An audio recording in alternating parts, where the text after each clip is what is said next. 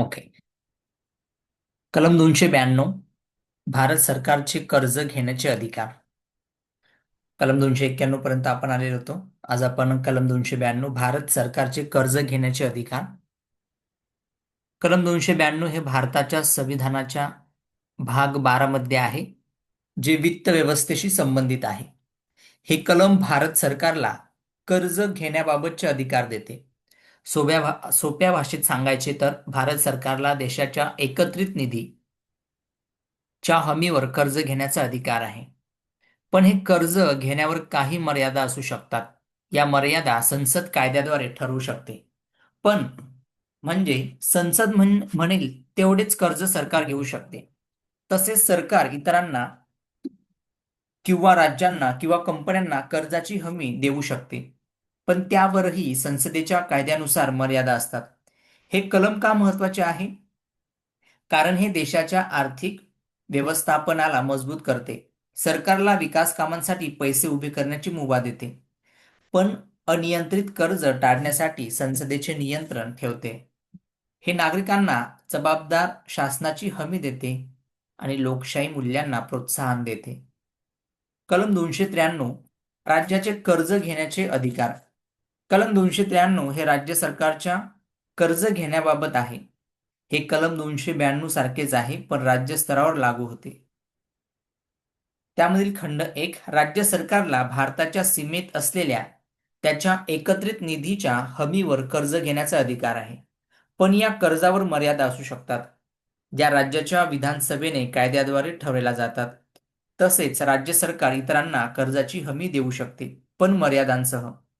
2, भारत सरकार राज्यांना कर्ज देऊ शकते किंवा त्याच्या कर्जाची हमी देऊ शकते, पण ही हमी कलम 292 मधील मर्यादांच्या आतच असावी लागते. हे कर्ज देण्यासाठी लागणारे पैसे भारताच्या एकत्रित निधीतून घेतले जातात. 3, जर एखाद्या राज्याकडे भारत सरकारकडून किंवा त्याच्या पूर्ववर्ती सरकारकडून घेतलेले कर्ज किंवा हमी अजून बाकी असेल, तर त्या राज्याला नवीन कर्ज घेण्यासाठी भारत सरकारची परवानगी घ्यावी लागते. हे राज्यांना अनियंत्रित कर्जात बुडवण्यापासून वाचवते. हे कलम का उपयुक्त आहे? ते राज्यांना आर्थिक स्वातंत्र्य देते, पण केंद्राला नियंत्रित ठेवून संघराज्य व्यवस्थेला मजबूत करते. हे समानता आणि जबाबदारीचे मूल्य दाखवते, ज्यामुळे नागरिकांना त्यांच्या अधिकाराची जाणीव होते आणि ते सक्रिय सहभागी होऊ शकते. या कलमामुळे भारताची वित्तीय व्यवस्था सुसंगत राहते. ते म्हणजे लोककल्याणासाठी आवश्यक आहेत, जसं की विकास प्रकल्पांसाठी पैसे उभे करणे. संविधानाच्या या तरतुदीमुळे आपण जबाबदार नागरिक म्हणून आपल्या अधिकार आणि कर्तव्याची जाणीव ठेवू शकतो. त्यानंतर कलम आहे 294 आणि 95. हे भारताच्या संविधान भाग 12 मध्ये आहे. यामध्ये वित्त, मालमत्ता, करार, हक्क, दायित्व आणि खटले येतात. ही दोन्ही कलमे संविधान सुरू झाल्यापासून मागील सरकारकडील मालमत्ता, हक्क, जबाबदाऱ्या आणि दायित्वे कोणाकडे जातील यासंबंधी स्पष्ट नियम सांगतात. हे कलमे मुख्यतः स्वातंत्र्यानंतरच्या संक्रमण काळात व्यवस्था भरण्यासाठी लिहिले गेले होते. कलम 294 काही खास प्रकरणांमध्ये मालमत्ता, हक्क आणि जबाबदाऱ्यांचे उत्तराधिकारी. हे कलम सांगते की संविधान लागू झाल्यापासून 26 जानेवारी 1950 पासून ब्रिटिश राजवटीतील आणि प्रत्येक गव्हर्नर प्रांतातील सर्व मालमत्ता, जमीन, इमारती, पैसा इत्यादी आता भारत सरकार किंवा संबंधित राज्य सरकाराकडे जातील. उदाहरण, ज्या मालमत्ता इंडियाकडे होत्या त्या आता भारत सरकारकडे राहतील. ज्या मालमत्ता प्रत्येक प्रांत गव्हर्नर प्रोव्हिन्सकडे होत्या त्या आता त्या प्रांताच्या जागी आलेल्या राज्याकडे. तसेच त्या सरकारांच्या सर्व हक्क, कर वसूल करण्याचा हक्क, दायित्वे म्हणजे उदाहरणार्थ कर्ज फेडण्याची जबाबदारी, करार आणि इतर जबाबदाऱ्या आता भारत सरकार किंवा संबंधित राज्य सरकारवर येतील. फक्त एक अट, पाकिस्तान आणि झालेल्या विभाजनामुळे झालेल्या प्रदेशांच्या म्हणजे west Bengal, east Bengal, east Punjab कारणाने काही समायोजन करावे लागतील. उदाहरण, 1950 पूर्वी ब्रिटिश सरकारकडे असलेली दिल्लीतील सरकारी इमारत, रेल्वे, खजिना इत्यादी आता थेट भारत सरकारकडे गेले. तसेच त्यांच्या कर्जाची जबाबदारी भारत सरकारकडे आली. हे कलम भारत सरकार आणि राज्य सरकारांना स्वतंत्रपणे मजबूत आधार देतात. कलम 295, इतर प्रकरणांमध्ये मालमत्ता, हक्क आणि जबाबदाऱ्यांचे उत्तराधिकार. हे कलम मुख्यतः राजवाड्यांशी संबंधित आहे. 1950 पर्यंत अनेक राजवाडे भारतात सामील झाले होते. पार्ट बी यामध्ये स्टेट्स येतं. हे कलम दोन भागात विभागले आहेत. पहिला भाग आहे, ज्या मालमत्ता आणि हक्क राजवाड्यांकडे होते ते आता केंद्राच्या विषयाशी संबंधित होते. उदाहरणार्थ संरक्षण, परराष्ट्र धोरण, रेल्वे, पोस्ट इत्यादी त्या सर्व भारत सरकारकडे गेल्या. उदाहरणार्थ एखाद्या राजवाड्याकडे असलेली लष्करी मालमत्ता किंवा केंद्राशी संबंधित करार आता भारत सरकारकडेही आली आहे. भाग 2 मध्ये वरील व्यतिरिक्त वरील व्यतिरिक्त बाकी सर्व मालमत्ता, हक्क, जबाबदाऱ्या आणि करार त्या राजवाड्यांच्या जागी आलेल्या राज्य सरकारकडे गेले. काही ठिकाणी भारत सरकार आणि राज्य सरकार यांच्यात करार झाला तर त्यानुसार बदल होऊ शकतो. सोपे उदाहरण, हैदराबाद, म्हैसूर, जयपूर अशा राजवाड्यांकडे असलेल्या महाल, जमीन, खजिना इत्यादींपैकी केंद्राशी संबंधित गोष्टी भारत सरकारकडे आणि स्थानिक गोष्टीकडे संबंधित राज्याकडे गेल्या. हे कलम का महत्वाचे आहेत? स्वातंत्र्यानंतर भारतात एक संध आणि सुव्यवस्थित प्रशासन निर्माण करण्यासाठी हे कलम खूप गरजेचे होते. राजवाडे, प्रांत आणि ब्रिटिश सरकार यांच्यातील गोंधळ टाळला गेला. न्याय वाटप झाले, जेणेकरून केंद्र आणि राज्य दोघांनाही त्यांच्या कामासाठी आवश्यक संसाधने मिळाली.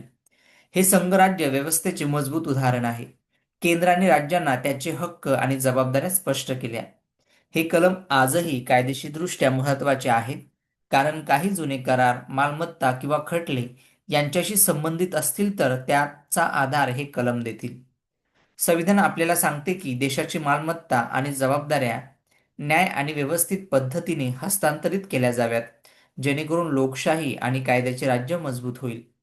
कलम 296 आणि 297 हे भारताच्या संविधानाच्या भाग 12 मध्ये वित्त, मालमत्ता, करार, हक्क, दायित्वे आणि खटले येतात.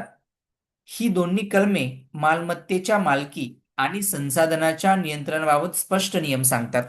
स्वातंत्र्यानंतर आणि राज्याच्या संघराज्यातील व्यवस्था मजबूत करण्यासाठी हे कलमे खूप महत्वाचे आहेत.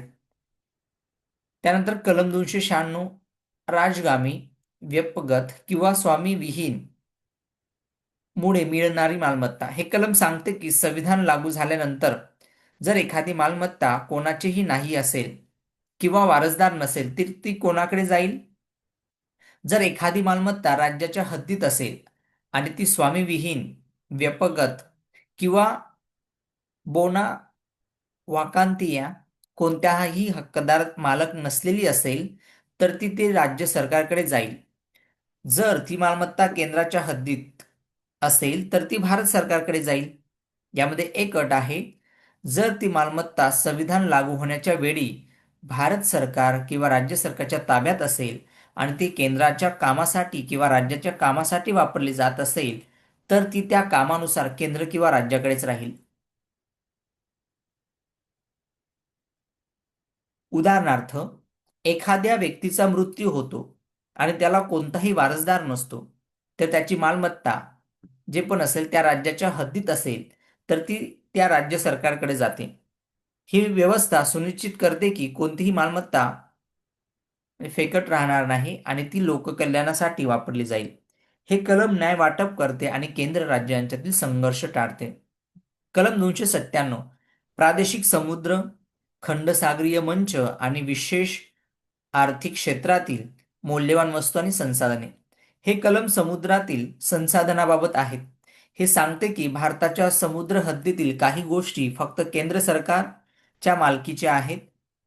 खंड 1 नुसार भारताच्या प्रादेशिक समुद्र किंवा खंड सागरीय मंच आणि विशेष आर्थिक क्षेत्र अंतर्गत समुद्राखालील जमीन, खनिजे, उदाहरणार्थ तेल, नैसर्गिक वायू, कोळसा आणि इतर मौल्यवान वस्तू या सर्व भारत सरकारच्या मालकीच्या आहेत आणि त्या केंद्राच्या उद्देशासाठी वापरल्या जातील. खंड 2, विशेष आर्थिक क्षेत्रातील इतर सर्व संसाधने, मासे, समुद्रजीव, ऊर्जा संसाधने सुद्धा भारत सरकारकडे राहतील आणि केंद्राच्या हेतूसाठी वापरले जातील. उदाहरणार्थ, भारताच्या किनाऱ्यापासून 12 समुद्री मैलांपर्यंत समुद्राखालील तेल किंवा खनिज सापडले तर ते केंद्र सरकारचे. 200 समुद्री मैलांपर्यंत विशेष आर्थिक क्षेत्रात मासेमारी किंवा समुद्री संसाधनाचा फायदा केंद्र घेईल. राज्य सरकारांना यावर थेट हक्क नाही. हे कलम का महत्वाचे आहे?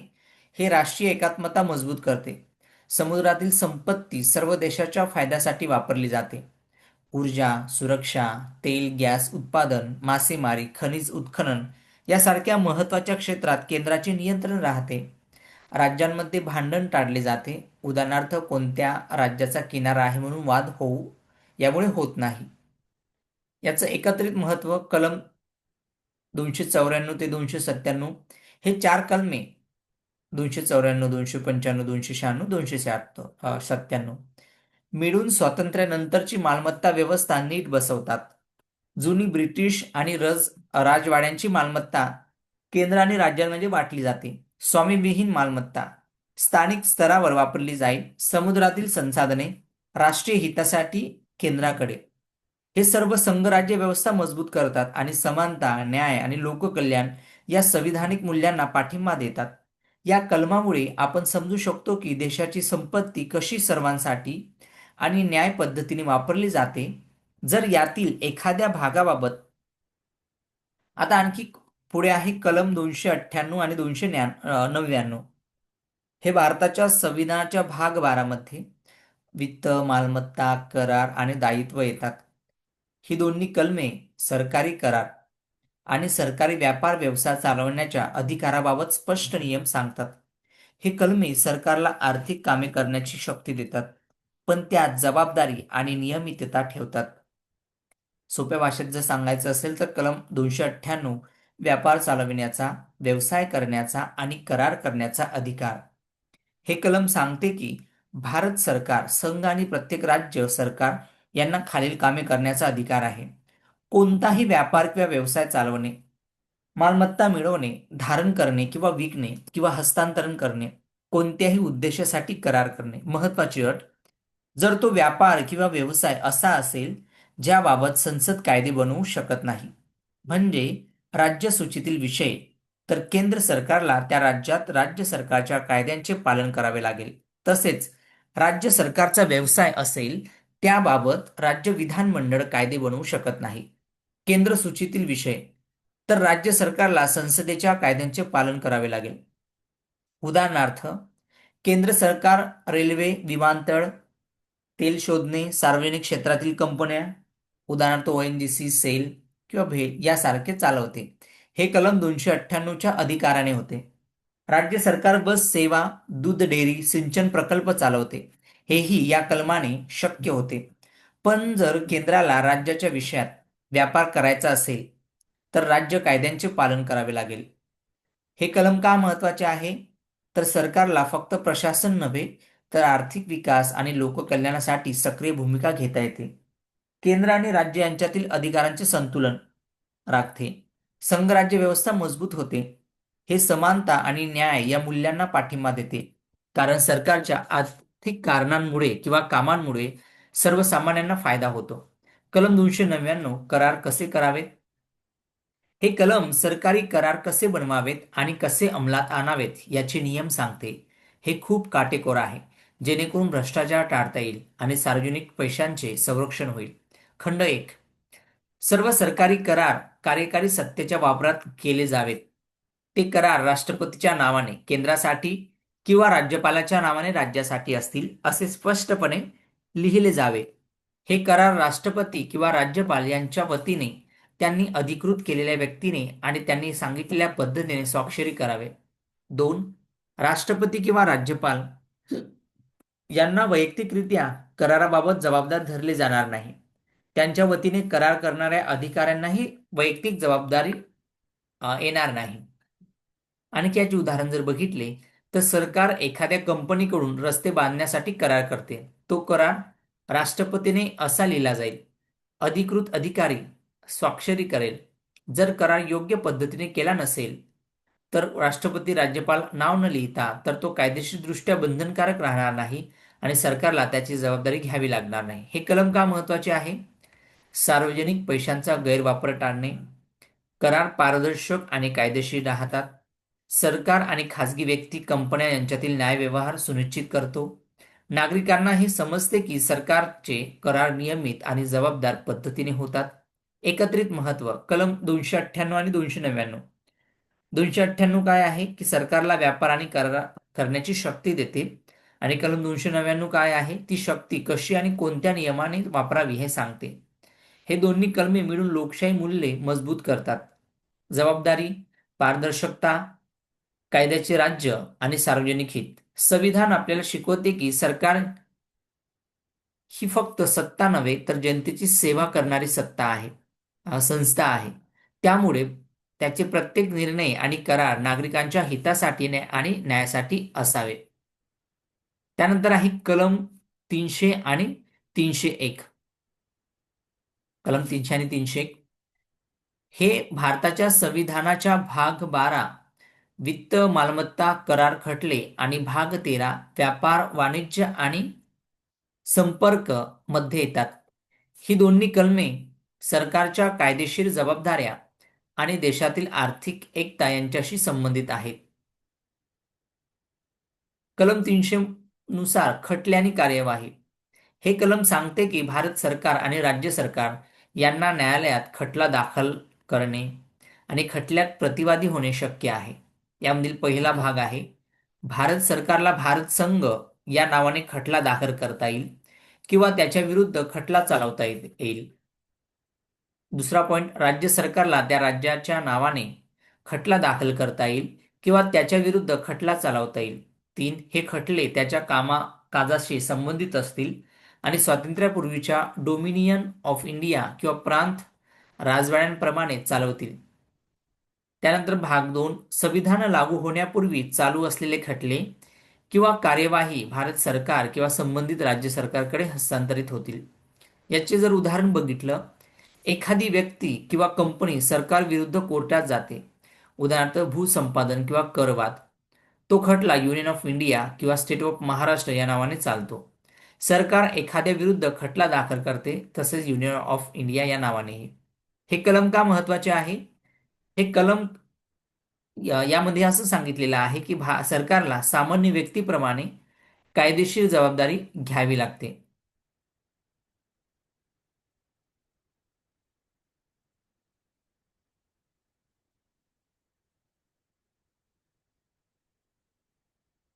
त्यानंतर कायद्याचे राज्य मजबूत होते. नागरिकांना सरकारविरुद्ध न्याय मिळवण्याचा मार्ग मोकळा होतो. हे न्याय आणि समानता या मूल्यांना पाठिंबा देते. कलम 301, व्यापार वाणिज्य आणि संपर्काचे स्वातंत्र्य. हे कलम भाग 13 मध्ये आहे आणि सांगते की भारताच्या संपूर्ण प्रदेशात व्यापार वाणिज्य आणि संपर्क मुक्त राहतील. मुख्य मुद्दे subject to the other provisions of this part. भाग 13 मधील इतर कलमांच्या 203 ते 307 अधीन राहून व्यापार, माल खरेदी विक्री, वाणिज्य, वाहतूक, परिवहन, रस्ते, रेल्वे, जहाज, संपर्क, व्यक्ती आणि वस्तूंची मुक्त हालचाल. उदाहरण, महाराष्ट्रातून गुजरातमध्ये माल पाठवणे, तमिळ नाडूतून पंजाबमध्ये फळे आणणे यावर राज्य सरकार अनुचित कर किंवा बंदी घालू शकत नाही. देशात एकल बाजार निर्माण होतो. हे कलम का महत्वाचे आहे? भारताला एक आर्थिक एकक बनवते. राज्यांमधील अनुचित अडथळे जसं टोल करबंदी टाळते. आर्थिक विकास, रोजगार आणि व्यापार वाढवते. समानता, एकता आणि लोककल्याण या संविधानिक मूल्यांना बळकटी देते. म्हणजे थोडक्यात जर आपण माहिती घेतलं तर सरकारला कायदेशीर जबाबदारी घेण्यास भाग पाडते. म्हणजे कलम 300 काय करतं? सरकारला कायदेशीर जबाबदारी घेण्यास भाग पाडते.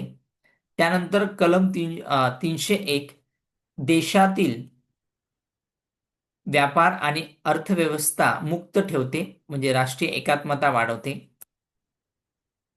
त्यानंतर आहे, हे दोन्ही कलमे मिळून लोकशाही आणि आर्थिक न्याय मजबूत करतात. सरकार जबाबदारी असते आणि अर्थव्यवस्था सर्वांसाठी खुली राहते. त्यानंतर आता कलम 302 आणि 303 बघूया. कलम 302 आणि 303 हे भारत संविधानाच्या म्हणजे भारताच्या संविधानाच्या भाग 13 मध्ये येतात. हा भाग व्यापार, वाणिज्य आणि संपर्काची स्वातंत्र्य याबाबत आहे. हे कलमे देशात एकच मुक्त बाजार कायम ठेवण्यासाठी आणि राज्यांमध्ये भेदभाव टाळण्यासाठी खूप महत्त्वाचे आहेत. जर सोप्या भाषेत आपण समजून घ्यायचं म्हटलं तर कलम 302 मध्ये व्यापार, वाणिज्य आणि संपर्कावर निर्बंध घालण्याची संसदेची सक्ती किंवा शक्ती असते. हे कलम सांगते की संसद म्हणजे केंद्र सरकार कायद्याद्वारे व्यापार, वाणिज्य किंवा संपर्क यावर काही निर्बंध घालू शकते. हे निर्बंध एक राज्य आणि दुसऱ्या राज्यामध्ये किंवा भारताच्या कोणत्याही भागात लागू होऊ शकते. पण हे निर्बंध फक्त लोकहितासाठी असतील. उदाहरण, एखाद्या भागात अन्नधान्याची टंचाई आहे. संसद कायदा करून त्या भागातून धान्य बाहेर नेण्यावर बंदी घालू शकते. महामारी किंवा युद्धासारख्या परिस्थितीत काही वस्तूंची हालचाल नियंत्रित करणे हे लोकहिता आहे. कलम 302 हे अंतर्गत शक्य आहे. याचे असे महत्त्व आहे, पूर्ण मुक्त व्यापार असतो तर काही वेळा लोकांना त्रास होऊ शकतो. उदाहरणार्थ, सर्व धान्य एका राज्यातून दुसऱ्या राज्यात गेले तर इतर ठिकाणी टंचाई येते. म्हणून संसदेला लोकहितासाठी मर्यादा घालण्याची शक्ती दिली आहे. कलम 303 व्यापार वाणिज्याबाबत संसद आणि राज्य विधानमंडळाच्या विधायी शक्तीवर निर्बंध ठेवते. हे कलम 302 ला मर्यादा घालते. म्हणजे संसदेला जरी निर्बंध घालण्याची शक्ती असली तर ती अन्याय असू शकत नाही. खंड 1, संसद किंवा कोणत्याही राज्य मंडळाला असा कायदा करता येणार नाही जो एका राज्याला दुसऱ्या राज्यापेक्षा जास्त फायदा देतो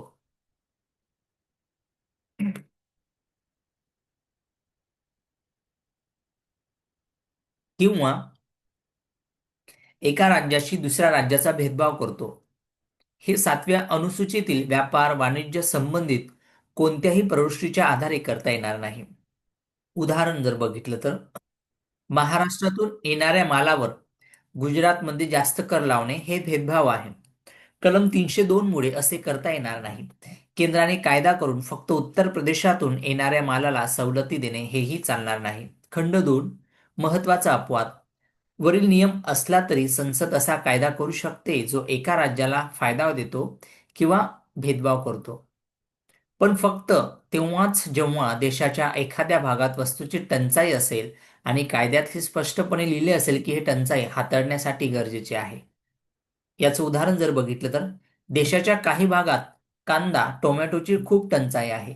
संसद कायदा करून त्या भागात कांदा, टोमॅटो जास्त पाठवण्यासाठी सवलत देऊ शकते. हे खंड 2 अंतर्गत शक्य आहे. एकत्रित महत्व. कलम 302 आणि 303. कलम 301 मध्ये देशात व्यापार मुक्त राहील असे सांगते. कलम 302 संसद लोकहितासाठी मर्यादा घालू शकते आणि कलम 303 ही मर्यादा घालताना राज्यामध्ये भेदभाव किंवा एका राज्याला जास्त फायदा करता येणार नाही, टंचाई वगळता. हे कलमे मिळून भारताला एकच आर्थिक बाजार बनवतात. राज्यांमध्ये आर्थिक भांडण टाळले जाते. सर्व राज्यांना समान संधी मिळते. देशाची एकता, समानता आणि आर्थिक प्रगती मजबूत होते. हे संविधानिक मूल्य आहेत. म्हणजे असं समता, न्याय आणि राष्ट्रीय एकात्मता. या कलमांमुळे व्यापार करणारे शेतकरी, उद्योजक आणि सामान्य नागरिकांना यांना देशभरात समान संधी मिळते. आता आपण कलम 304 आणि 305 याविषयी आपण बघणार आहोत. कलम 304 आणि 305 हे भारताच्या संविधानाच्या भाग 13 मध्ये येतात. हा भाग व्यापार, वाणिज्य आणि संपर्काची अ, स्वातंत्र्य याबाबत आहे.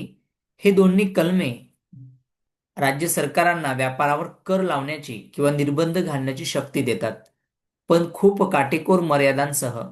हे कलमे देशातील एकच मुक्त बाजार टिकवून ठेवण्यासाठी आणि राज्यांमध्ये भेदभाव टाळण्यासाठी बनवले गेले आहेत. उदाहरणार्थ, आता इथे कलम 304 नुसार राज्याकडून व्यापार, वाणिज्य आणि संपर्कावर कर लावण्याची मर्यादा. हे कलम सांगते की राज्य सरकार व्यापार किंवा वाहतुकीवर कर लावू शकते, पण फक्त खालील 2 परिस्थितीत. एक, कर हा केवळ राज्याच्या हद्दीत विक्रीसाठी किंवा खरेदीसाठी असावा. म्हणजे राज्याच्या आतच माल विकला जावा, अ, विकला जात असेल तेव्हाच राज्य कर लावू शकते. उदाहरणार्थ, महाराष्ट्रातच विक्री होणाऱ्या मालावर महाराष्ट्र सरकार जीएसटी किंवा व्हॅट लावू शकते. 2. कर हा वस्तूच्या मूल्यांवर आधारित नसावा, तर तो फक्त निश्चित रक्कम असावा. म्हणजे मालाच्या किमतीच्या टक्केवारीने कर लावता येणार नाही. उदाहरणार्थ, प्रत्येक ट्रकवर 500 रुपये टोल लावणे चालेल, पण मालाच्या किमतीच्या 5% कर लावता येणार नाही. जर राज्याने असा कर लावला ज्यामुळे एक राज्य दुसऱ्या राज्यापेक्षा जास्त फायदा घेत असेल किंवा भेदभाव होत असेल, तर तो कर कलम 301 मुक्त व्यापार आणि कलम 303 भेदभाव मनाई च्या विरोधात जाईल आणि अवैध ठरू शकतो. सोपे उदाहरण: राज्याच्या सीमेवर एखादा छोटासा टोल किंवा प्रवेश शुल्क लावणे चालू शकते, जर तो निश्चित रक्कम असेल तर. पण मालाच्या किमतीच्या टक्केवारीने कर लावणे चालणार नाही. जीएसटी सारखा कर केंद्र राज्य मिळून लावतात, राज्य स्वतंत्रपणे लावत नाही. हे कलम का महत्वाचे आहे? हे राज्यांना थोडेसे आर्थिक अधिकार देते, पण देशभरातील मुक्त व्यापार आणि एकच बाजार यांना धक्का लावू देत नाही. कलम 305 राज्य मक्तेदारी आणि व्यापारावर नियंत्रण. हे कलम सांगते की संसद किंवा राज्य विधानमंडळ कायद्याद्वारे एखाद्या विशिष्ट वस्तूंची खरेदी, विक्री, वाहतूक किंवा वितरण यावर राज्य मक्तेदारी आणू शकते किंवा एखाद्या शक्ती किंवा संस्थेला विशेष हक्क देऊ शकते. हे फक्त लोकहितासाठी असावे लागेल. महत्वाचे मुद्दे: असे कायदे कलम 301 मुक्त व्यापारच्या विरोधात जाऊ शकत नाही, पण जर ते लोकहितासाठी आवश्यक असेल तर ते वैध ठरतात. सोपे उदाहरण: राज्य सरकारने दारू, तंबाखू, अफू किंवा इतर काही वस्तूंची विक्री स्वतःच्या हातात घेतली. राज्य मक्तेदारी हे कलम 305 अंतर्गत शक्य आहे. केंद्र किंवा राज्याने एखाद्या कंपनीला एखाद्या वस्तूची, म्हणजे रेल्वे तिकीट, विशिष्ट औषधे, जर एकाधिकार दिला तर लोकहितासाठी असल्यास चालू शकतो. हे कलम का महत्वाचे आहे?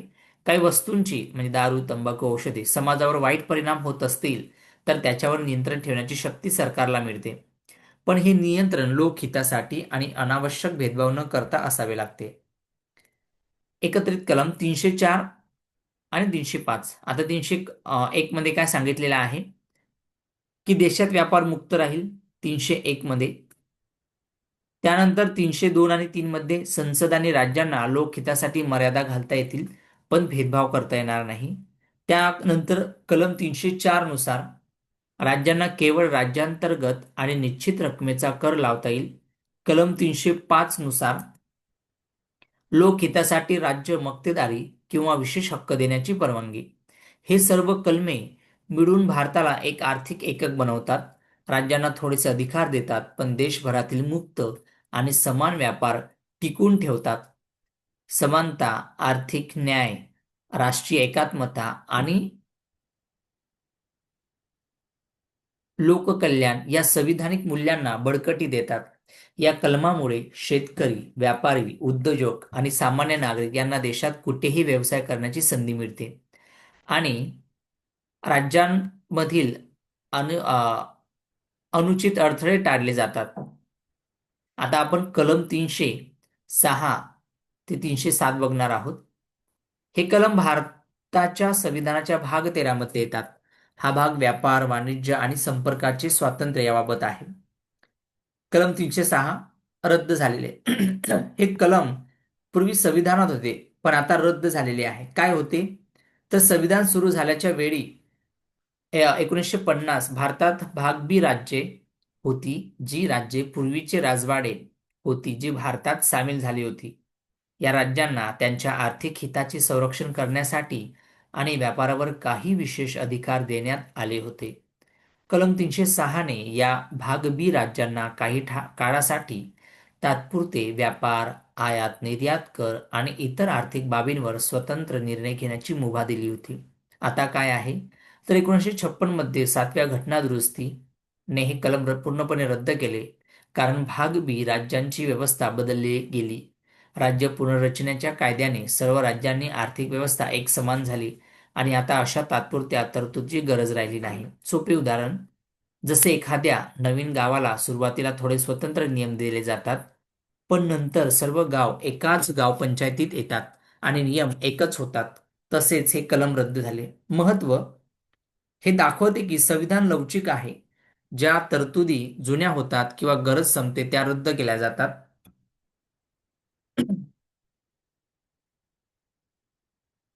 जेणेकरून देशाची एकसंध आर्थिक व्यवस्था मजबूत राहते. कलम 307 व्यापार वाणिज्याच्या तरतुदी अंमलात आणण्यासाठी प्राधिकरण नेमण्याची तरतूद. हे कलम अजूनही वैध आहे आणि खूप महत्वाचे आहे. मुख्य मुद्दा असा आहे की संसद म्हणजे केंद्र सरकार कायद्याद्वारे असा एक प्राधिकरण नेमू शकते, ज्याला कलम 301 ते 304 पर्यंतच्या तरतुदी म्हणजे मुक्त व्यापार, कर लावण्याच्या मर्यादा, भेदभाव मनाई इत्यादी अंमलात आणण्याची जबाबदारी दिली जाईल. हे प्राधिकरण केंद्राने नेमलेले असेल आणि ते देशभरातील व्यापार वाणिज्य यावर लक्ष ठेवेल, नियम लागू करेल आणि वाद सोडवेल. सोपे उदाहरण जर बघितलं, जर एखाद्या राज्याने सीमेवर अनुचित कर लावला किंवा व्यापारात भेदभाव केला, तर हे प्राधिकरण त्याची चौकशी करू शकते. आज जीएसटी परिषद आणि इतर काही संस्था अप्रत्यक्षपणे या भूमिकेत काम करतात, पण कलम 307 ने संसदेला असे स्वतंत्र प्राधिकरण नेमण्याची शक्ती दिली आहे. हे कलम मुक्त व्यापार आणि एकच राष्ट्रीय बाजार टिकवून ठेवण्यासाठी नियंत्रण यंत्रणा देते. राज्य आणि केंद्र यांच्यातील वाद टाळण्यासाठी आणि आर्थिक एकता मजबूत करण्यासाठी उपयुक्त आहे. हे न्याय, समता आणि राष्ट्रीय हित या मूल्यांना पाठिंबा देते. पुन्हा आपण 306 कलम जर बघितलं तर पूर्वीचे तात्पुरते कलम आता रद्द. हे दाखवते की संविधान बदलते आणि गरजेनुसार सुधारणा करते. कलम 307 आजही सक्रिय आहे. हे सुनिश्चित करते की मुक्त व्यापाराच्या नियमांचा अंमलबजावणी योग्य प्रकारे होईल. हे दोन्ही कलम मिळून भाग 13चे पूर्ण चित्र पूर्ण करतात. देशात व्यापार मुक्त राहील. त्यानंतर 302(4) भेदभाव आणि अनुचित कर टाळले जातील. 5 गरजेनुसार मक्तेदारी किंवा नियंत्रण ठेवता येणार नाही आणि 307 अंमलबजावणी प्राधिकरण नेमता येईल. 307 या तरतुदीमुळे भारतात एकच आर्थिक बाजार निर्माण होतो, ज्यामुळे शेतकरी, व्यापारी, उद्योजक आणि सामान्य नागरिक यांना देशभरात समान संधी मिळते. आता आपण कलम 306 आणि 307 बघितलेला आहे. कलम 308 आणि आता कलम 309 बघणार आहोत.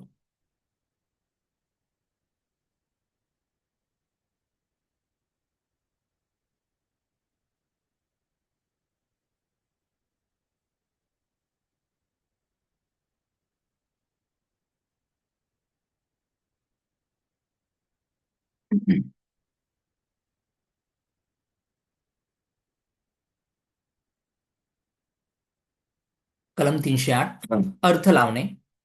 या भागात संदर्भानुसार अन्यथा आवश्यक नसेल तर राज्य या म्हणजे शब्दप्रयोगात जम्मू व काश्मीर या राज्याचा समावेश होत नाही.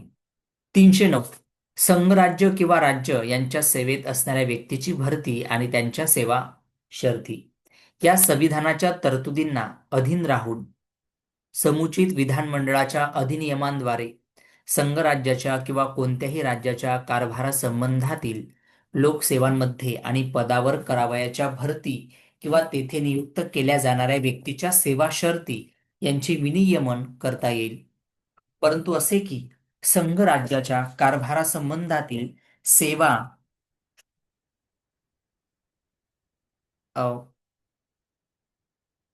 सेवा व पदे यांच्या बाबतीत राष्ट्रपती किंवा तो निर्देश देईल अशी व्यक्ती आणि राज्याच्या कारभारासंबंधातील सेवा व पदे यांच्या बाबतीत राज्यपाल किंवा तो निर्देश देईल अशी व्यक्ती या अनुच्छेदाखाली समुचित विधानमंडळाच्या विधिनियमाद्वारे किंवा त्या अन्वये त्याबाबत तरतूद केली जाईपर्यंत अशा सेवांमध्ये व पदावर करावयाची भरती व तेथे नियुक्त केल्या जाणाऱ्या व्यक्तीच्या सेवा शर्ती यांचे विनियमन करणारे नियम करण्यास सक्षम असेल आणि याप्रमाणे केलेले कोणतेही नियम अशा कोणत्याही अधिनियमाच्या तरतुदींना अधीन राहून प्रभावी होतील. 310 संघराज्य किंवा राज्य यांच्या सेवेत असणाऱ्या व्यक्तीचा पदावधी. 1. या संविधानामध्ये स्पष्टपणे तरतूद केली असेल त्या व्यतिरिक्त जी व्यक्ती संघराज्याची संरक्षण सेवा किंवा नागरी सेवा किंवा अखिल भारतीय सेवा यांची सदस्य असेल अथवा संघराज्याच्या अधीन असलेले संरक्षणाशी संबंधित असलेले कोणतेही पद किंवा कोणतेही नागरी पद धारण करीत असेल अशी प्रत्येक व्यक्ती राष्ट्रपतीची मर्जी असेपर्यंत ते पद धारण करील. आणि जी व्यक्ती राज्याच्या नागरी सेवेची सदस्य असेल किंवा राज्याच्या नियंत्रणाखाली असलेले कोणतेही नागरी पद धारण करत असेल अशी प्रत्येक व्यक्ती राज्याच्या राज्यपालाची मर्जी असे तोपर्यंत ते पद धारण करील. 2. संघराज्याच्या किंवा एखाद्या राज्याच्या नियंत्रणाखाली असलेले नागरी पद धारण करणारी व्यक्ती राष्ट्रपतीची किंवा यथास्थिती राज्याच्या राज्यपालाची मर्जी असे तोपर्यंत पद धारण करीत असली तरीही संरक्षण सेवेची अथवा अखिल भारतीय सेवेची अथवा संघराज्य किंवा राज्यांच्या नागरी सेवेची सदस्य नसलेली व्यक्ती या संविधानाखाली असे पद धारण करण्याकरता ज्या संविधे अन्वये नियुक्ती केली जाईल अशा कोणत्याही संविधेमध्ये जर विशेष अर्हता असणाऱ्या व्यक्तीची सेवा प्राप्त करून घेण्याकरता तसे आवश्यक आहे असे राष्ट्रपतीला किंवा यथास्थिती त्या राज्यपालाला वाटेल तर संमत कालावधीच्या समाप्तीपूर्वी ते पद नष्ट करण्यात आल्यास किंवा त्या व्यक्तीच्या गैरवर्तणुकीशी संबंध नसलेल्या कारणास्तव तिला ते पद रिक्त करावे लागल्यास तिला भरपाई देण्यात यावी अशी तरतूद करता येईल. कलम 311 एवढं वाचून आपण हे संपूया.